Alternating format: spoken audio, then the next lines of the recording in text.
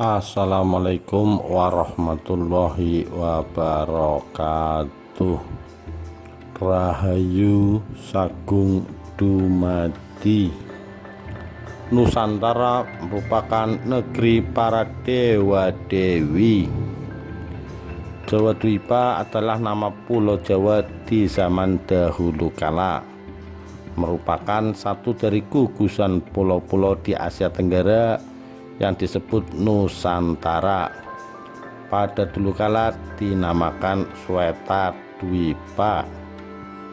Seluruh gugusan kepulauan di Asia Selatan dan Tenggara dinamakan anak benua atau gugusan pulau-pulau Jawata. Dahulu anak benua di India disebut Jambudwipa, sedangkan seluruh kepulauan Nusantara disebut Swetadwipa. Karena Jambudwipa dan Swetadwipa berasal dari daerah yang sama, maka tidak heran kalau budayanya banyak yang menyerupai atau dalam perkembangan saling mempengaruhi. Dari perkembangan geografis, pada 20 hingga 36 juta tahun lalu di Asia bagian selatan terjadi proses pergerakan anak benua India ke utara, mengakibatkan tabrakan dengan lempengan yang di utara. Akibatnya ada tanah yang mencuat ke atas, yang kini dikenal sebagai Gunung Himalaya. Pada saat itu dataran Cina masih terendam lautan. Anak benua yang di selatan dan tenggara yaitu Jawata termasuk Swetadwipa dan Jawadwipa muncul sebagai pulau-pulau mata rantai gunung berapi. Dalam cerita kuno dikatakan bahwa orang Jawa itu anak keturunan atau berasal dari dewa. Dalam bahasa Jawa, orang Jawa disebut wong Jawa. Dalam bahasa ngokot sehari-hari, artinya wong itu dari kata wahong Jawa. Artinya orang Jawa itu adalah anak keturunan dewa. Begitu pula tiang Jawa itu dari Ti Hyang Jawa, artinya juga sama, yaitu anak keturunan dewa dalam bahasa Krama Inggil atau bahasa halus. Jawata artinya adalah dewa, gurunya orang Jawa. Menurut pedalangan wayang kulit, keindahan Pulau Jawa di kala itu telah menarik perhatian dewa-dewi dari Kayangan, sehingga mereka turun ke Marcapada, tanah Jawa, dan membangun kerajaan-kerajaan pertama di Jawadwipa. Raja Kediri Jayabaya adalah Dewa Wisnu yang turun dari Kayangan. Jayabaya amat populer di Jawa dan Indonesia karena ramalannya yang akurat mengenai sejarah perjalanan negeri ini dan berisi nasihat-nasihat bijak bagi mereka yang memegang tampuk pimpinan negara, para kiai atau pejabat negara, tetapi juga untuk kaula biasa. Ajarannya mengenai perilaku yang baik, benar, sebenarnya juga mempunyai kebenaran universal. Kerajaan pertama Jawadwipa menurut salah satu sumber adalah kerajaan dewa pertama di Pulau Jawa. Letaknya di Gunung Gede, Merak, dengan rajanya Dewa Eso atau Dewa Warman yang bergelar Wisnu Dewo. Ini melambangkan dewa Kayangan. Permaisurinya bernama Dewi Pratiwi, nama dari Dewi Bumi. Dia adalah putri dari seorang begawan Jawa yang terkenal, yaitu Begawan Lembu Sora, yang tinggi ilmunya atau pengetahuan spiritualnya, yang mampu hidup di 7 dimensi alam. Tinggal di Dieng, letak geografis di Jawa Tengah. Dieng dari Adi Hyang, artinya sukma yang sempurna. Perkawinan Wisnu Dewo dengan Dewi Pratiwi melambangkan turunnya dewa yang berupa sukma untuk menetap di bumi. keberadaannya di bumi aman dan bisa berkembang karena didukung oleh daya kekuatan bumi yang digambarkan sebagai Begawan Lembu Sora. Betara Guru.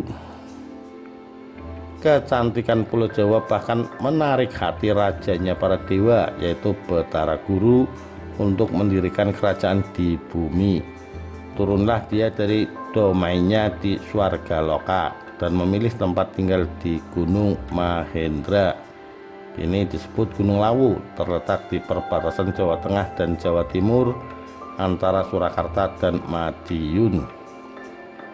Betara Guru punya nama lain Sang Hyang Jagatnata, Ratunya Jagat Raya, the King of the Universe, dan Sang Hyang Girinata, Ratunya Gunung-Gunung, the King of Mountains.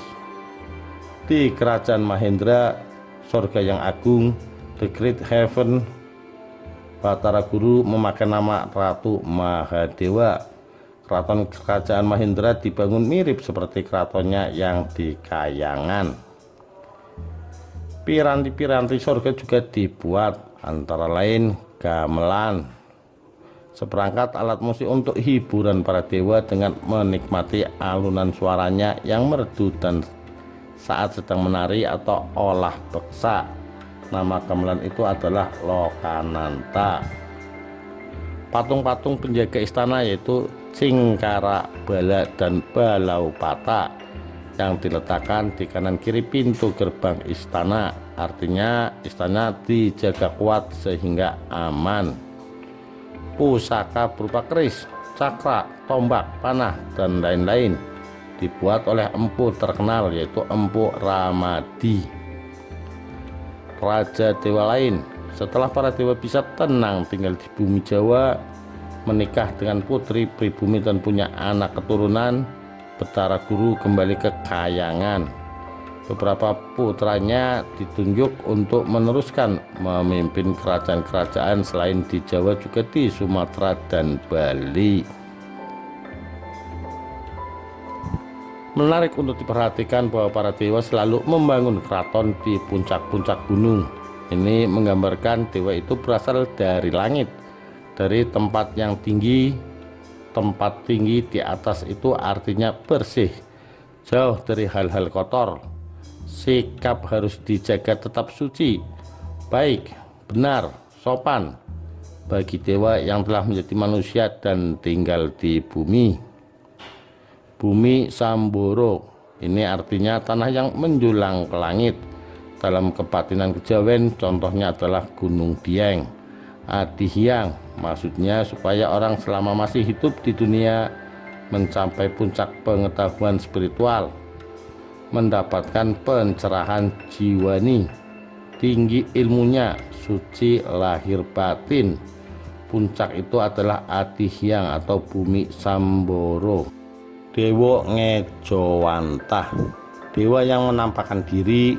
Dewa yang berbadan cahaya bisa menampakkan diri dan dilihat oleh saudara-saudara kita yang telah tinggi tingkat kebatinannya, yang sudah bontos ilmu sejatinya, artinya sudah melihat kasunyataan, kenyataan sejati.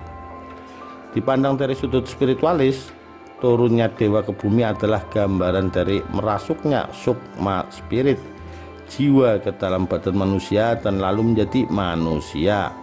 Oleh karena itu, manusia termasuk manusia Jawa adalah berasal dari sukma spirit dewa.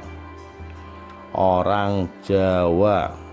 Orang Jawa adalah sebutan bagi orang yang tinggal di Jawa Dwipa atau di Pulau Jawa pada dulu kala. Pada saat ini yang dinamakan orang Jawa adalah penduduk yang menghuni di Pulau Jawa bagian tengah dan timur, yang disebut suku bangsa Jawa dan anak keturunannya.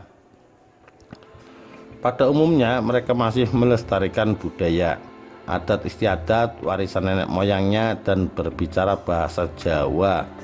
Kebanyakan anak keturunan orang Jawa yang tinggal di luar tanah Jawa seperti di Jakarta dan daerah manapun negara lain, meski masih melestarikan atau akrab dengan budaya leluhurnya, sudah tidak lagi berkomunikasi dengan bahasa Jawa. Mereka menggunakan bahasa Indonesia. Harus diberi acungan jempol bahwa semua suku bangsa yang bermacam-macam di Indonesia menjunjung tinggi rasa keindonesiaan sebagai satu rumpun bangsa yang bersatu. Terlahir sebagai bangsa Indonesia sudah terpatri di dalam lubuk hati yang terdalam sejak kelahiran di tanah air tercinta Indonesia. Tidak peduli apa suku bangsanya, rasa kepatriotan kesukuan tidak ada, yang ada adalah patriot Indonesia. Dalam masyarakat multikultural Indonesia yang pluralistis, budaya, adat istiadat bermacam daerah dilestarikan dan dikembangkan untuk disumbangkan kepada Indonesia merdeka yang bersatu, bernaung di bawah kibaran bendera pusaka merah putih. Jadi sebenarnya hidup manusia di bumi ini tidak memisahkan kehidupan sukmanya yang berasal dari alam gaib dan kehidupan raganya di dunia ini. Sukma dan raga selalu melekat tak terpisahkan dalam diri seorang manusia. Persatuan sukma dan raga dalam keadaan sempurna, sinkron. Kalau satu hari raganya rusak, maka sukma akan kembali lagi ke alam asalnya, yang disebut alam sukma, alam gaib, alam kadewatan. Jadi semakin terbuka jelas ajaran spiritual Jawa bahwa sukma itu hidup langgeng abadi, yang rusak itu raga. Oleh karena itu ada ungkapan kebatinan asal mula bali marang mula-mula, yang artinya sukma roh kembali ke alam asalnya, keharibaan Tuhan. Orang Jawa memang senang mengungkap sesuatu dengan perlambang, dengan simbol-simbol. Bagi mereka yang belum biasa bisa terjebak dalam menangkap artinya karena ditafsirkan secara harfiah. Dari segi tata krama, etika pergaulan, orang Jawa itu artinya orang yang sopan, orang yang santun disebut njawani. Kalau tidak tahu sopan santun disebut orang njawani. Demikian, terima kasih. Wassalamualaikum warahmatullahi wabarakatuh. Rahayu Sagung Dumadi.